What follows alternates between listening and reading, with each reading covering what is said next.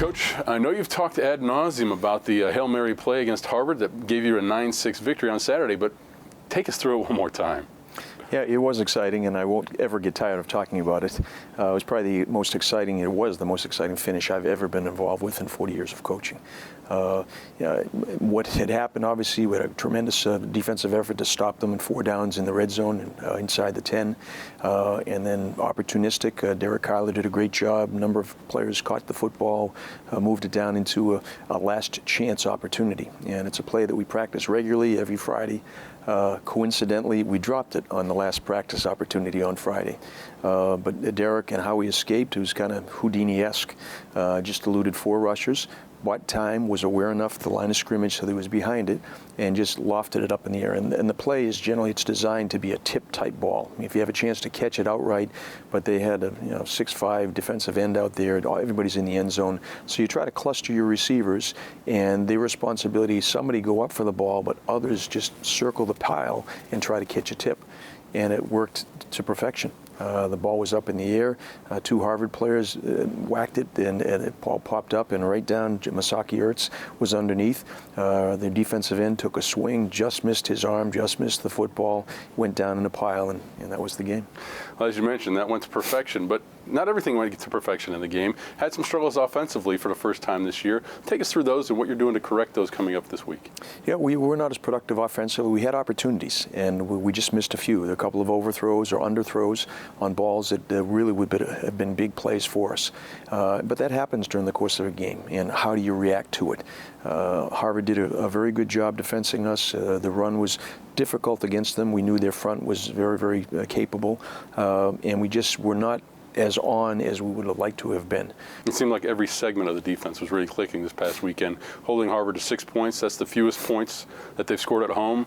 The last time they scored fewer than that was against Dartmouth in 1996. So secondary, linebackers, defensive line, everything seemed to come together in this game. Yeah, the defense really played well. The key was the defensive front, and we had to stop the run but also pressure the passer. We also had to contain the passer. He's adequate and capable moving outside the pocket and making plays with his feet. He did throw the ball very, very well during the stretch, and our guys made some great pass breakups and great opportunities to break on the football. But it had to be every layer, the front, the second level, and the back end, playing solid football. They hit a couple of big plays, but they just never enough to kind of force the ball into the end zone. And really the last 2 drives, they're both inside the red zone drives, and the final one, 4 plays in the 8-yard line and stopping all 4. Unless we do that, we don't have a chance to win. Setting aside the Harvard win, looking forward now, big game this weekend, obviously, at Yankee Stadium. 2 7-0 teams meeting once again as they did last year. A chance to avenge the loss from last year and end Princeton's 17-game winning streak.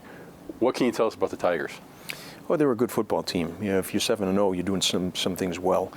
They put a bunch of points up against a lot of different people, and their defense has been playing very, very solid football. So a great challenge, great matchup. Our defensive front, their offensive line. Their defensive front, our offensive line. The skilled players on both sides. We've got to be just real focused on their running backs. They do a good job. Their quarterback is exceptional. A very, very accurate passer, very savvy in the pocket.